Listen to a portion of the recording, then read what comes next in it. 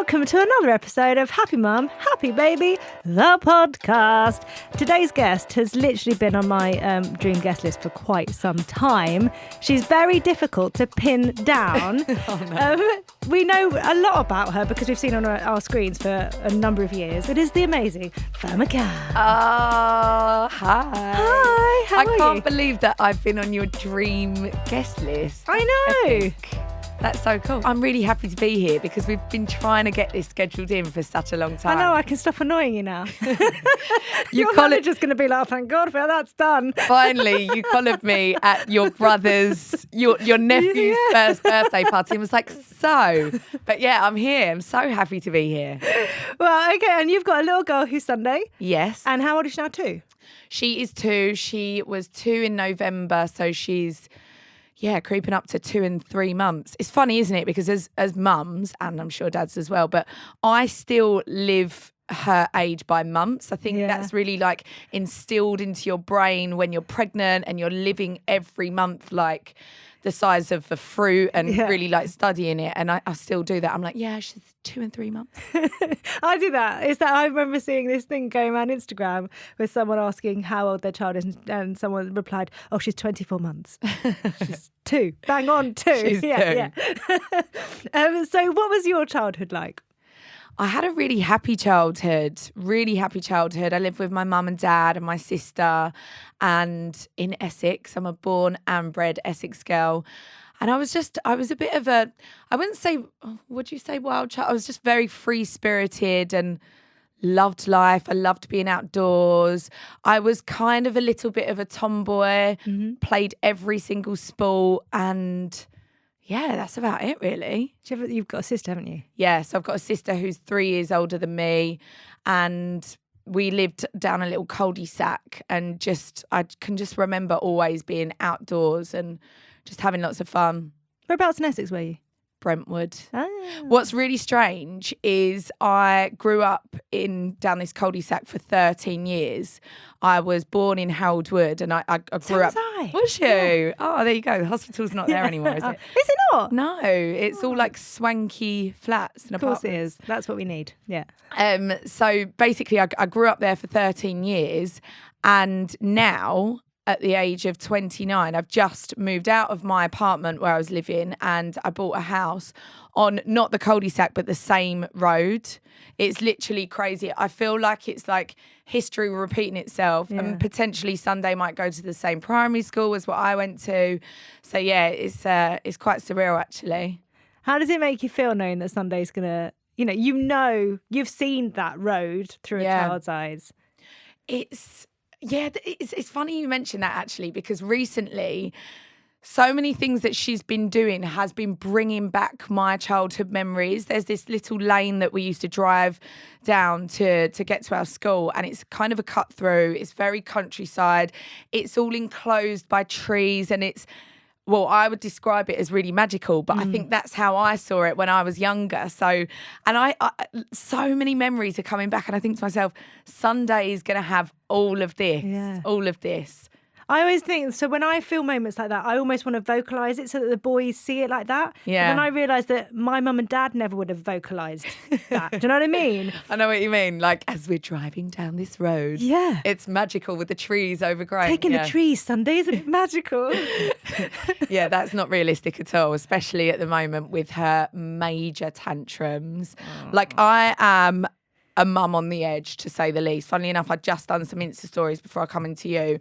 And I've got like a love-hate relationship with Instagram. What I love about it is that I feel like there is a sense of community, especially with mums. So I hate it for the obvious reasons, comparing yourself to others, blah, blah, blah. But I turned to my Instagram and was like, am I on my own here, or are there other mums in the same boat? I feel like Sunday literally, she loves everyone but me. She even loves her bun, which is this rotten jelly cat bunny. She even loves bum more than me. Like I could open a yogurt the wrong way, melt Cut a down. piece of toast the wrong way. Cut a pieces. Oh God, yeah, like big mistake if I pinch a piece of food from her plate. Yesterday, I had my family over for a roast dinner, and she frisbeed her roast dinner across the kitchen. And my granddad, bless him, who's obviously it's his great granddaughter. He was like, oh, getting up, and I was like, Granddad, just ignore her. Just like no one's talking to Sunday, because I was like, I can't keep pandering to her tantrums. And I'm kind of like, do I sit with her and like, try and understand why she, is it frustration, why she's experiencing this, like work through her feelings, or do I just ignore? I'm very, very torn. And it's very difficult because I think every child is different. So how I would have expected, like, because Max isn't quite there yet, but with Buzz and Buddy, Buzz you could kind of reason with. He was... Yeah. I who's still unreasonable, because that's what two-year-olds are like. But there was a level. Yeah. Whereas Buddy, I know that there is just no... that you can't fight fire with him. So and true. you do need to just let him sit on whatever he's feeling. Yeah. For a little bit. It's so hard. Have you found it useful having people go like... just sort of messaging you going, I feel like that, oh my God, just knowing that you're not on your own? Oh, I love it. Like I said, I feel like you can turn to social media to get that real sense of community almost. With like her sleeping patterns, or every single stage you can ask for others' opinions. And I think Sunday's my first and she's my only child to this date, but I've always welcomed other people's opinions. Well, we know that people will give you their opinions regardless, especially when it comes to children, like, oh, I did this and you should do that and blah, blah, blah. But I love it because I didn't know how to look after a child, and you learn on the job, don't you? But you realise that no one knows. Yes. And I like the fact that when people are really, really passionate about what they think you should do, that's because they've gone through some difficulty and they found something. They're like, you need to know this. Like, it's all right, your child was different to mine. Yeah. It won't necessarily work in the same way, but I think that is why people are so hell-bent on giving their opinion so forcefully. That's true. It's trial and error, isn't it? Trial and error. But at the moment I've tried everything, and she's very strong-willed. It's Sunday. It's hard not to think that it's you when it's happening. Oh, seriously. I'm like, I said to my sister yesterday, I'm getting to the point where like I'm really just telling myself it's a phase, it's terrible twos, like just work through it. I tried potty training. I gave up very, very quickly. It doesn't help that my mum's been away for 2 weeks, loving life in Sri Lanka. I rang her yesterday and said, I can't actually do this. Like, where are you? I've managed up to this point. She was like, just put the potty away, darling. Let's pick it back up in a month. And it calmed me so much. But just having people say that, you know what I mean? I Like know. with Buzz, we tried it way too early. Yeah. We left it. We got to the point where he couldn't even look at the potty. The potty would make him go mad. Yeah, it's a really traumatic it's experience. traumatic, exactly. And I was thinking, like, I don't want to give her a urine infection because she's too Holding it in, uncomfortable yeah. to like hold it. And I can see it in her face. She's screaming, going mad. She's crossing her legs. So yeah, I'm offloading and venting. It's safe to say I've had a really eventful weekend with my 2-year-old. Well, that's the thing. So obviously at the moment we know that I've been writing a book about letters, and I literally think that every time I sit down for a letter, if I had have written that on a different day, or if interviews for that at the moment, if I had an interview the day before the one that I could be sat there going, it's the most amazing thing, or they don't listen to me, I'm really bad at this, I'm a terrible mum. That's it. It just depends on the mood, doesn't it? Yeah, and where you get caught on what you're going to say. Absolutely. Did you always know you wanted to be a mum?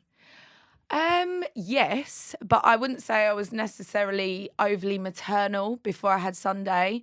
It wasn't like the be all and end all for me. I wasn't like, I can't wait to have kids. I was at a stage where I was very much loving life. I mean, I love life even more now. She's in my life, but I was just living like just no responsibilities. Well, life was it was a very exciting point career-wise, what you were up to. Yeah, I was just very busy, and I didn't feel like that it wasn't, I want to have children right now. But she was a lovely surprise, and she was, you know, such a blessing at a time where this is what I love about. And I don't think I appreciated it pre-Sunday when my friends or my sister found out they was pregnant. I didn't realise how special that was for that individual. Yeah.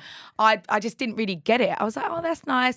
Even when my friends had babies, I was like, oh, cute. But, you know, like I wasn't that invested or interested. And I think until I had Sunday, I realised even throughout my pregnancy how special and exciting that moment is for someone, because honestly, I really, really, truly believe that every single baby, I mean, it's not easy to fall pregnant. It's literally 30% chance, and that's if everything is right with you, everything is right with man. There's still only 30% chance of you falling pregnant. And there you go. And that's why I think, I'm quite spiritual anyways, but that's why I think that they are such a blessing. They're so meant to be. Like, for me, she was the perfect, she was the perfect timing. So much chaos. I bet lots of people was like, oh, you know, so much is going on, and is this the right time to have a child? And I knew deep down, this is what, like, without going too cringe and deep, but life has, you know, chosen for me to happen to me. So yeah, she was an absolute blessing, as is every baby. What made you think that you were pregnant? Well, my boobs were massive. I'm not really the kind of girl. They're really painful as well. I can remember I was like, I was going in the gym thinking I can't even like touch them. They were so painful. I'm not really the kind of person to track my periods. I know that's really, is that bad? No, don't think so. I think if you're not there, why would you? No. If you're not in that place of life. No. Like, my periods were always irregular. I never knew whether they were coming or going. I'm not really a regimented person. Like, even when my period comes each month, I'm still surprised. I'm like, I'm Aunt Flo's here. Yeah. Aunt Flo. But my boobs, and it was a very long time since my last period. Yeah. Yeah. There was obviously a lot of stuff going on with your ex at that point. Yeah. When you thought that could be, because I think it's very different thinking it and then actually finding out. Yeah. They're two different moments. Yeah. How did you feel when you thought that might be the case? So I actually done a pregnancy test at an airport. I was on my way up to Scotland. I had 2 jobs in Scotland. One was an open water swim, and one was outdoors activity when I was working with This Morning at the time. And I was doing that, and I done a pregnancy test in the airport, found out I was pregnant, and then I had to go in like a full-blown wetsuit in Loch Lomond, freezing cold in Scotland. I'm sure it's probably, I told the doctor before though. Yeah, I know. It was terrifying.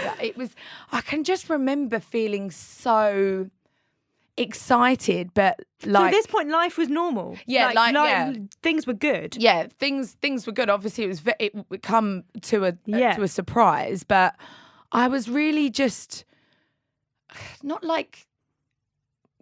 away with the fairies, but just kind of like, I guess this is really exciting but scary, but I just felt like it felt right. Yeah. And obviously, well, you know, thank God I was pregnant, because I think if I wasn't, I probably wouldn't be sat here happy and smiling and loving life as much as I do with Sunday, even though she's going through the terrible twos. But yeah, being pregnant and having a trauma, which was what I went through. So the trauma came afterwards? Yeah. So did he know that you were pregnant? Yeah. Wow. Yeah, I mean, there was so much that went on in the press, and it's still a very, I don't particularly talk about it. I'm okay to talk about it, but I don't. Well, I won't push anything. Yeah, no, whatever you want. I'm happy to talk about it to a certain degree, but it's very, very difficult to talk about. But yeah, he knew, and then that happened. And then it was my whole first experience of a pregnancy, or what you think an ideal fairy tale pregnancy would be, was robbed from me. However, when you separate the two, my personal life and what happened, and you just look at my pregnancy as just me being pregnant. It was actually a wonderful, like pretty smooth pregnancy. Like I loved it. I really, really just lived my best life. I know that sounds mad, but I went to one of my best friend's weddings in the south of France, fully with bump. I almost like lived life to the fullest. I was like, I'm not going to let this pregnancy or this situation control me anymore. My pregnancy got leaked to the press, like so much. Yeah, so how, when you were telling people, you were forced to kind of tell people? Yeah. Was there speculation? Did they do the whole, oh, we think she might be? Did they put that in there first? No, a tabloid got the story and someone had leaked it to the press, and then, So that's when Sunday came. I really wanted it to be a joyous, obviously, of course, it was going to be a celebration. Do you think the birth then was kind of putting all of that to bed in a way, kind of like, look, that happened during the pregnancy, but now she's here and life has to move forward? 100%. I wanted to take the control back, because I think even when you're pregnant, you lose all sense of control. You lose control of your body. And I mean, it's an amazing thing growing a baby inside of you. But when she came, I didn't know I was having a boy or a girl. I didn't want anyone, even with, through a magazine, or I didn't want to, I wanted to do it on my terms, take control back on my social media. That's why I wanted to announce when I wanted it to come from me. I wanted to announce her name, not through a magazine. I wanted it to be just from me and when I wanted to. And can't believe that was 2 years and 2 months. 2 years and 2 months and counting, or 3 months. So it's crazy. What was your labour like? Am I right in thinking you did hypnobirthing, or you looked into it? Yes, no, I did hypnobirthing. My mum was my birthing partner. My sister was there at the same time. And my labour was amazing. Like, I literally loved it. Such a weirdo. Did you like your labours? Yeah. I really enjoyed it. And I really wanted to feel... This sounds so sick, but I really wanted to feel that physical pain, and I wanted to experience a contraction and just go through it. So I was lucky enough to have a birth that I kind of envisaged, and it was great. I'd done the majority of my labour at home at my mum's. We went on a massive hike over Thorndon Country Park. Did you know had things started at this point, or were you like, to kick? Well, okay. Yeah. No, so I was like, like with your first pregnancy, you're like, oh, was that contraction? And then people go, you'll know. Or, oh, was that my waters breaking? And then everyone's like, you'll know. My hindwaters broke on Halloween, and there was a small gush. I was at my friend's Halloween party in full costume with my bump, and I was like, oh, I think my waters have just broke. And I went home, and then I went to because nothing happened. I went to the hospital, and it's almost like a little pregnancy test, and they're like, yep, it's signs that your waters. Let's get the balls rolling. Let's induce you all of this. I was like, no. And then I had a consultant, and she was like, let's just sit with it. And it wasn't until they was really like keen to induce me and all of that, which I totally Were you over? Or is no, I was a week early. Right. But my waters hadn't gone. They eventually had to pop them. It was the hind waters, really weird. But anyways, I just kept active over the next few days. And then I was actually out for Chinese with my friends, and I kept feeling these little twinges every 20 minutes. And then as the days went on, it was all systems go. And as I said, I walked into Queen's Hospital at 10:20 at night and had her 2 hours later. But obviously, this is why I don't understand when I had a 72-hour labour. Where do you start it from? I know. I find that really weird. Because if you're saying that, then, okay, from the moment that the hindwaters went to when I had them twinges, I would be in labour for a week. Like, seriously, like from the start of, but active labour, I done at my mum's and then had her. Yes, oh my God, the pain. That is so painful, isn't it? And then it just goes. Well, it's a very different kind of pain. It's like an earthquake on your body. The shudder. Honestly, for me, like for anyone that's listening that's pregnant, don't get freaked out. I literally, third time round, because I'd done hypnobirthing the other 2 times, so I knew how important breathing was. Yes. I know that people were like, "I'll just breathe through your labour."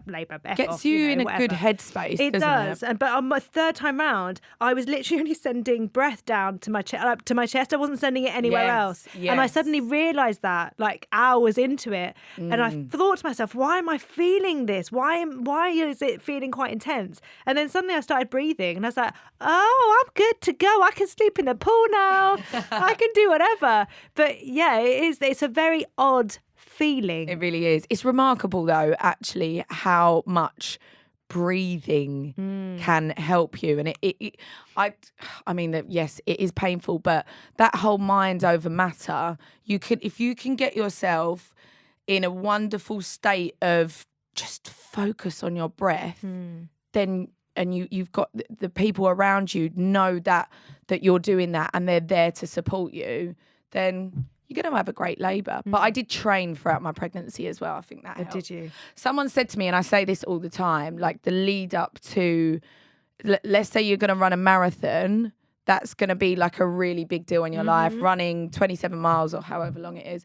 And you're not going to not do any training towards like that epic moment. So that's how I saw it. I was like, birth is going to be a marathon and I'm going to make sure I'm the fittest, healthiest.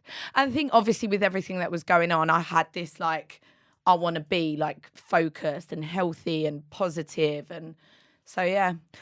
And it's like you say, though, it's that in that way, at a time where you could have done the opposite if you hadn't have fallen pregnant. Like it could have been such an overwhelming time in a very different way. Yeah. Sunday did give you that focus and that drive. Yeah, absolutely. There was light at the end of the tunnel with Sunday and being pregnant. I knew I had that date or rough date in the diary and I just had, that's how I got through a very difficult time. And I think when you do go through trauma or an unexpected situation that completely sends you off course, you don't realise how resilient you actually are. Like, and I understand, like, when people talk about stress and being pregnant, you just become like, I just found this inner strength, and I believe that was Sunday. Yeah. She gave me that inner strength to just push forward.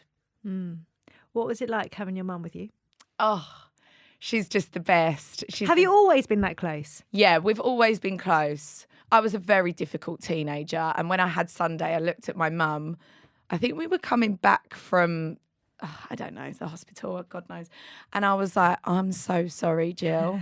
I am Do you call her Jill? Yeah, oh my God. Right, this is one of the most answered questions in my DMs. Like, why do you call your mum Jill? Like, is she your mum? I don't know why I call her Is she your mum? That is her name. That is her name. People are like, why do you call her Jill? Don't know. I think it was just a bit of a joke, and now it just stays like that. Call her mum when I want something. Right, okay. But yeah, couldn't have done it without my mum. Even moving forward, if I'm lucky enough to have more babies, she'd be there every step of the way. Yeah. Feel like you really, I don't know, I might feel differently if I'm in, I don't know. No, I think I'll always have my mum there. Yeah. Yeah. I miss What was it like finding out that you had a girl? Just because I know you didn't know. No, like, I know. Did you have a leaning towards one way or? I think in the end, you just kind of, well, I know that I did. I just was like, just forgot about it. Everyone was saying, you're having a boy, look at your bum. Oh, you felt like this, all the old wives' tales. But no, everyone was saying that I was having a boy. And honestly, when she come out, they were like, do you want to know what it is? And there was a few seconds that I didn't even ask. I was like, oh, I've survived. Baby's fine. And I just was like, I've done it. I was like having a little moment like, go me. You're so exhausted. And then they was like, it's a girl. And I was just very happy. Couldn't imagine myself with a boy. But if you'd have had a boy, you'd be saying the same about the other. Exactly. And it's really interesting in that moment when you do find out. Like for me, they could have said it was an alien and I would have had exactly the same rush of love. That is so true. Did you have like an instant bond? Because there's so much pressure on that moment. I was really, this was one thing that I was really worried about, and I spoke about this quite publicly. I was really scared that I wasn't going to have that gush of love that everyone talks about, that unconditional gush of love. And especially where I wasn't super maternal, I was like, am I even gonna love this baby? Like, just genuine thoughts. I was so concerned. And you get that whole insomnia and all of them things that come with pregnancy. And I was like, it was my biggest concern. Am I gonna even love this baby? But yeah, I think I did. I really think I did. There was a moment where it was just me and her. Quite soon after giving birth, I think my mum popped back home. She'd been there for, throughout my labour. And I was just looking at her. It's a magical moment, isn't it? And it's like, this baby is mine, all mine. And it's just amazing. And I think it's that surreal realisation that's super overwhelming. That's that gush of love. I was like, I cannot believe I've got a baby and she's mine. And she's a big responsibility, but yeah, it's an amazing love, amazing love. How did you find breastfeeding in public? Yeah, that was scary at first. And I remember going over to Bluewater Shopping Centre and thinking it was just me and Sunday and I wanted to get out of the house. And I was so nervous. And I think it's a concern for many mums, breastfeeding mums, like doing it in public, you feel embarrassed and whatever. But which, as much as people tell you, you don't have to be embarrassed, it's a natural thing. You can't help how you feel. Oh, no. Yeah, especially like, you know what your boobs are like when you're breastfeeding. They're not cute. They are not. I don't think anyone's ever described my boobs as cute. Maybe in the sense that there's nothing of them, but they're definitely not cute now. My God, my Lord, my boobs are not cute anymore. But they're not cute. They are big udders, and yeah, I felt really self-conscious whacking them out in public. Do you think another part of that as well is because it's you and you know that people know your face? So instantly you're feeding your child, they've seen your face, they've seen your boob. Yes. Even though they probably don't. Yes. I had this moment this morning as well. Who have you been flashing? Oh my God, not with my tits. I just realised what I've just said. Just randomly being like, no. Bear with me, guys. Okay. I'd done a Barry's boot camp class and I normally just put my gym stuff, leave my gym stuff on and just get the train back home. But this morning, obviously I was coming here. Yeah. And then I've got meetings after and I'm like, okay, I'm going to have a shower in the changing rooms. Yeah. And, I'm going to have to do the whole knicker trick and all of that. And it was, I got over it. And I had a shower in the communal changing rooms, and I was thinking to myself, I wonder if people looking at me thinking, oh, I've recognised that girl, and she's there naked having a shower, and then she's getting changed. Yeah. But no one cares. It's all in my head. Similar to how I felt with breastfeeding. Yeah, I think that definitely played a part. People would look at me like, oh, there's, so and so. I've seen her on the Daily Mail, whatever it is. I've seen her show, and she's breastfeeding, but I don't think people really care. Also, I think you think people are going to see much more than they actually do. Yes. You have to really be looking. So true. You really do. I remember I used to be a hair colorist for years, and I was highlighting a lady's hair, and for the whole time she was breastfeeding her baby and I had no idea. So, yeah, you're right. You don't see a lot. But I'm all for openly talking about women's health. I feel like it's something that is such a taboo and not spoken about hardly at all until kind of now, really. And you can understand how people get depressed about stuff like that. Totally. I've had a prolapse bladder. Well, I have a prolapse bladder, stage 1. I've spoke about it quite openly. In the public, on my show, on This Morning. And when I opened up about it, I could not believe the amount of DMs and people, getting in touch, women, and how much it has affected just simple day-to-day tasks, let alone their relationships. Because, just even things like long car journeys, and 1 in 2, which I found mental, 1 in 2 women who would have a vaginal delivery would experience some sort of prolapse, whether it's leakage or a prolapsed womb or whatever it may be. So I found that shocking. How many people DM'd you and hadn't been to the doctor, had been too embarrassed to go? Just an untold amount. Yeah. And I think that with my platform, okay, yeah, you can just reality star, whatever. I know people are like, oh yeah, just a reality star. But I think, no, do you know what? I'm going to use this in a positive way. I am a woman who's not yet 30. I very much feel like I'm in my prime, and I'm experiencing something that I would associate with the elderly. And I don't know anything about this. No one told me about this throughout my pregnancy. And this is now 2 years after I've given birth, and I don't know anything about it. Yes, of course, we hear about the whole, you've got to do your pelvic floors and Kegel exercises. But no one was like, if you don't, this could Even happen. I always thought that was relating to sex. I never, ever thought it was anything, not now, obviously, but first time round, I thought that was linked to that. Like, if you don't do those exercises, then sex won't feel the same. Yeah, and you're going to have less of an orgasm and all of that. But yeah, no, I mean, it's been crazy, the amount of people that have got in touch. Crazy. Was it scary putting it out there first time round? Yes, because it is embarrassing. Like, I don't feel embarrassed talking about this with you now. This is a very safe place, even though there will be lots of listeners. But it was. I just knew it was going to go everywhere, because it was it is an embarrassing talking point. Like, I've wet myself in blah blah blah. But I'm just I feel really proud, and yeah, I feel like a real sense of pride that it's actually helped so many others. And also, some women have wrote to me and said, I showed this to my husband to say, it's not.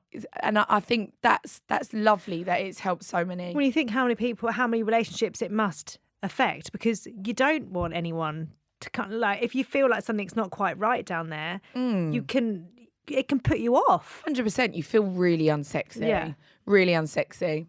Safe to say that I can't go on the running machine without wearing a sanitary towel anymore. Really? Yeah. Is it something that you can get help with? Yeah. So you have to actively do your Kegel exercises. Mm-hmm. So daily, holding it, pulsing, and I guess like going to the gym, working, and building muscles is exactly the same. There's an NHS down below. App actually called, I think it's literally called Squeezy.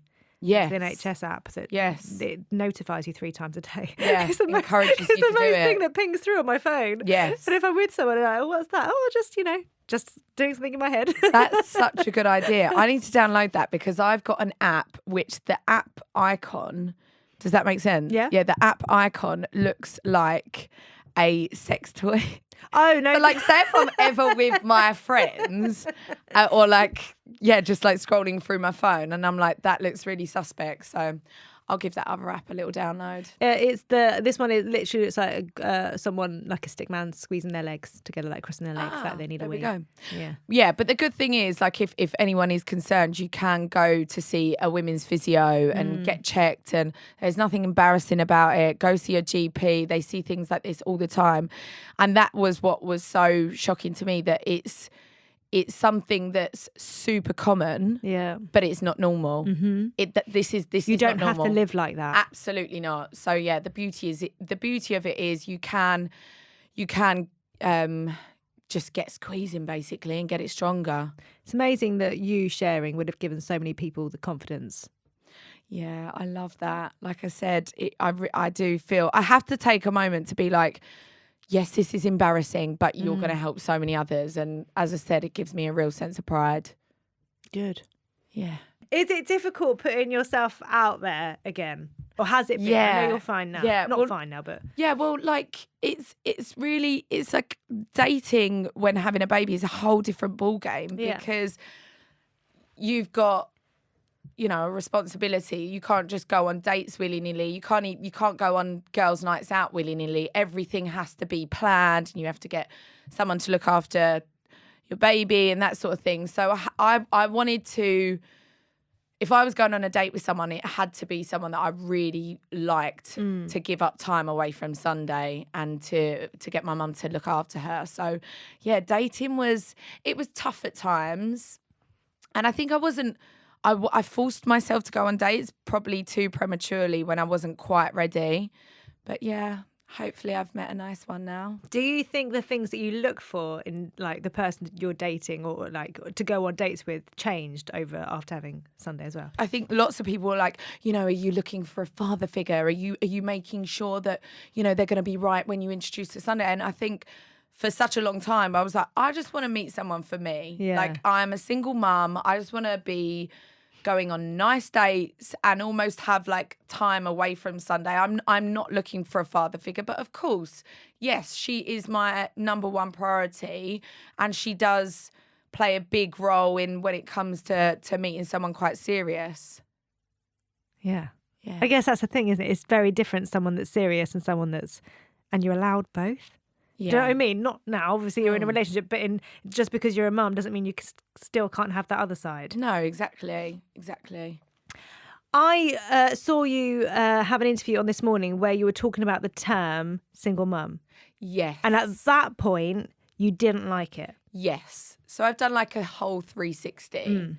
And what was it at that point that made you go, I don't like that term? So at the very beginning, before I had even given birth, I was labelled in the press and to everyone as a single mum.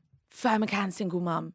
When I gave birth, single mum. And maybe it wasn't, but I felt like I was being labelled before I'd even given birth. Like, whoa, I haven't even given birth and you have labelled me from the offset, and it bugged me.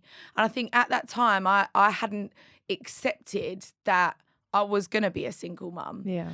Then I gave birth, and then I was being a new mum, and I was living it, and I was actually like, do you know what?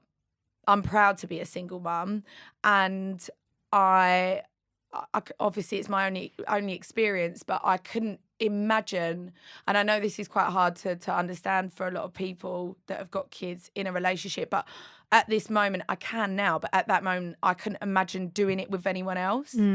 So I was like, this is tough doing it on your own. I now do feel like it is a two-person job raising a baby, because it's so handy having someone else there, just even to like carry the shopping bags or all the stupid little jobs, like go and pick that up, or can you grab me a nappy? It's all on you, which is really, really hard. And I was like, I need to give myself some credit here. Like, this is tough.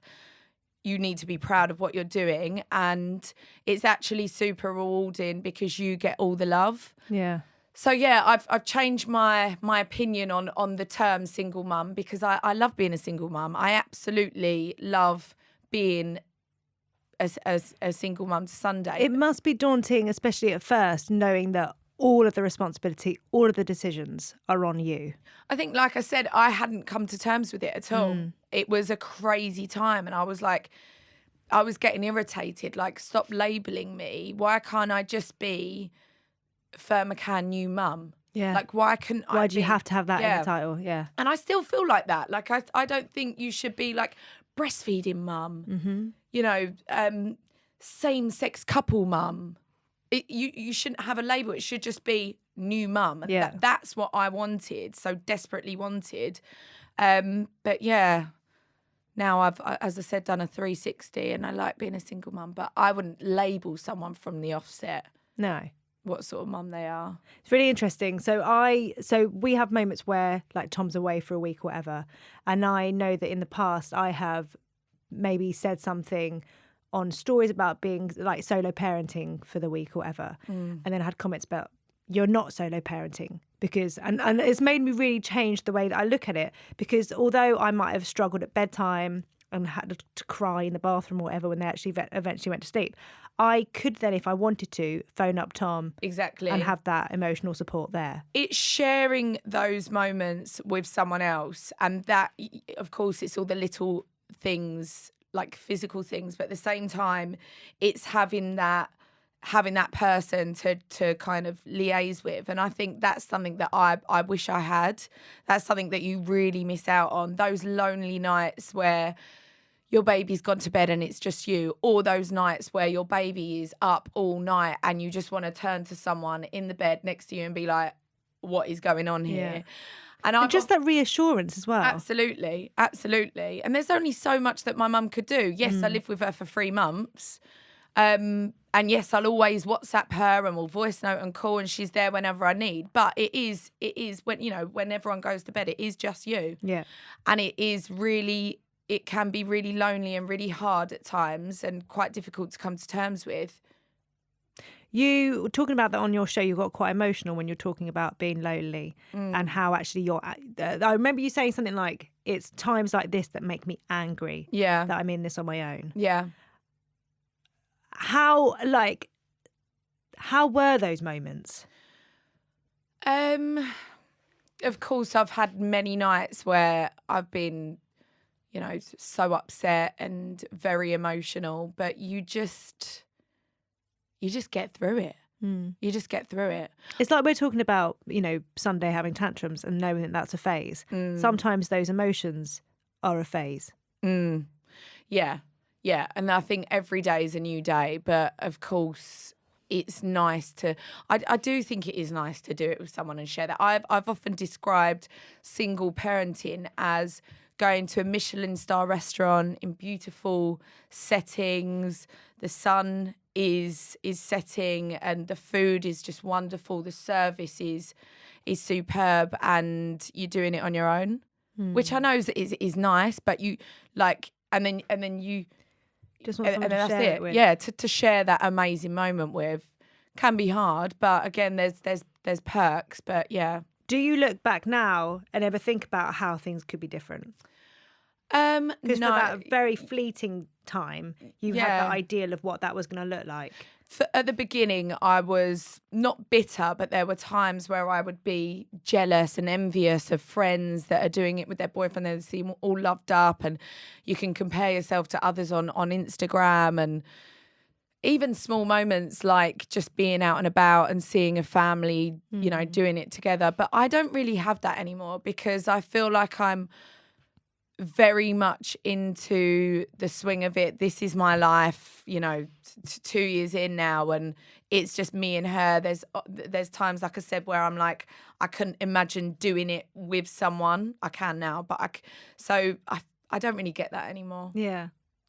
I imagine it would be interesting for other people that are in a similar situation and going through it now, knowing that is what you went through. Yes.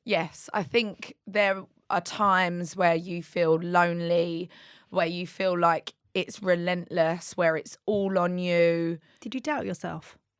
All the time. I still do. I think you do as a mum, whether you're in a relationship or you're not. You're doubting yourself. Am I doing the right thing? I actually question myself with all these tantrums. I was like, am I even a good mum? Like, obviously, obviously you are and you're doing your best, but I'm like, why is she not getting on board and listening to me? Like, I feel like she doesn't listen to me at all, but it's a phase. But isn't it interesting as well, knowing sometimes that you might take on that and think it's because I'm on my own, or I don't know, but that's actually some things aren't a single mum thing, they're a mum thing. Absolutely. And there are things that unite all of us. 100%. So I feel like you should never be afraid of vocalising it. It's so amazing that you do, because other people, whether you have a partner or not, are listening to it and going, that's me. Every phase and stage of your children, you face new challenges. Some you just grasp and others you're just like, what on earth? And I, as you said, I don't think that's like being a single parent or a parent in a relationship. I just think it's universal, isn't it? Have you surprised yourself? Yeah, I actually have. Like, I really didn't think that I would take being a mum so much in my stride, and I sound like I'm really blowing my own trumpet here, but I am like pretty laid back. Yeah. One thing that Sunday has brought to my life, which I've never had, is patience.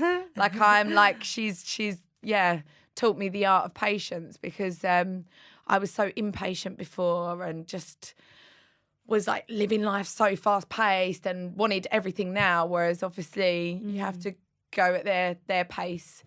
And enjoy going at their pace. Yeah, exactly.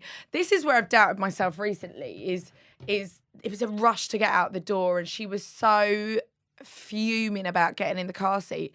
And I was thinking to myself, if I had more time this morning, I had to get into London, come here, do my class, get her to nursery. I got organised the night before. And I thought, if I wasn't a working mum and, I was just at home, would she still have these tantrums? Of course she would. Are you sure? Absolutely. Because then Because it's still the toast thing. It's still the cutting of toast the wrong way. Yes. That's unreasonable behaviour. Yeah. It's not you. Yes.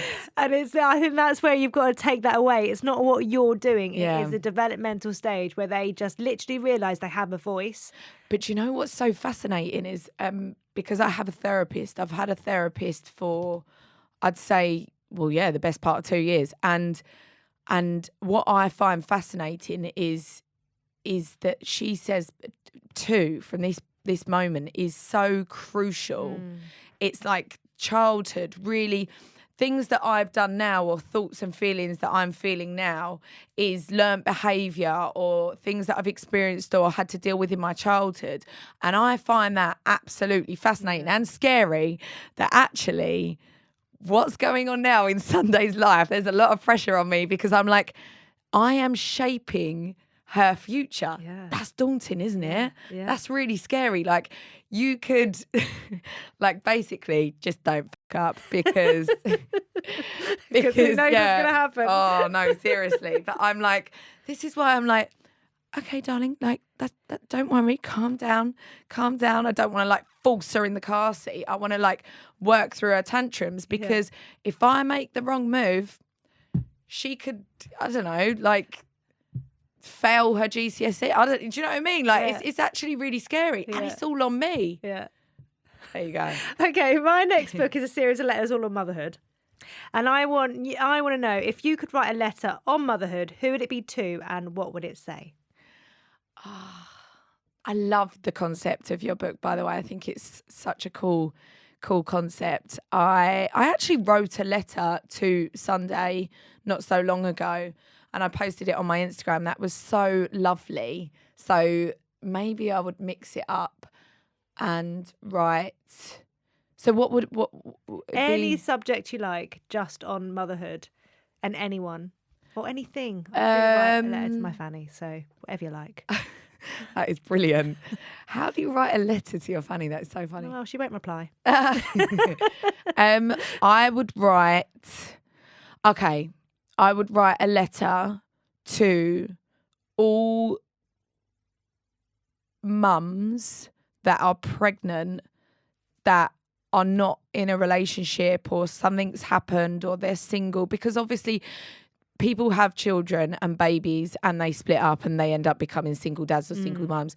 But when you're pregnant and you know that you're going to go and face it alone is pretty goddamn scary. So I'd write a letter to them to show 2 years in that there is hope and you will get through it and you will find your inner strength and all will be okay. Do you think if you'd have written that letter to yourself 2 years ago, that it could have, No, because obviously I was scared and it was fear of the unknown and I didn't know what to expect. So I think that would be a good one now 2 years on, knowing what I've endured and what I've been through and, living proof. That you found as well. Exactly. So I think I'd do that. I like that.